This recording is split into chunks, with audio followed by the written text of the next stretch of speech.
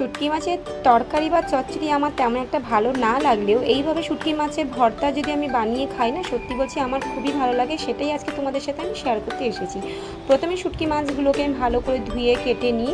তারপরে কড়াইয়ের মধ্যে তেল গরম করে ওর মধ্যে হলুদ আর নুন দিয়ে শুটকি মাছগুলোকে দিয়ে ভালো করে লালচে লালচে করে ভেজে নিই। তারপরে সেম তেলের মধ্যেই আমি কটা শুকনো লঙ্কা দিয়ে ভালো করে লালচে লালচে করে ভেজে ওটাকেও নামিয়ে নিই। আবার ওই তেলের মধ্যেই আমি পেঁয়াজ কুচি, রসুন কুচি, আর রসুন কুচির পরিমাণটা এর মধ্যে একটু বেশি রাখতে হবে। সব দুটো একসাথে দিয়ে ভালো করে লালচে লালচে করে এটাকেও ভেজে নিয়ে সব ঠান্ডা করে নিয়ে ভালো করে পেস্ট করে নিয়ে তোমরা চাইলে শিলনোড়াতে বেটেও নিতে পারো বা মিক্সারেও বানিয়ে নিতে পারো। তারপরে তেল একটু দিয়ে কড়ার মধ্যে তার মধ্যে কালো জিরে ফোড়ন দিয়ে পেস্টটা আমি দিয়ে ভালো করে নাড়াচাড়া করে নিয়ে নামানোর আগে একটু ধনেপাতা কুচি দিয়ে ভালো করে নাড়িয়ে চাড়িয়ে সেটাকে নামিয়ে নিই। সত্যি বলছি খেতে খুবই ভালো হয়, তোমরা একবার ট্রাই করে দেখতে পারো, আশা করি তোমাদেরও ভালো লাগবে।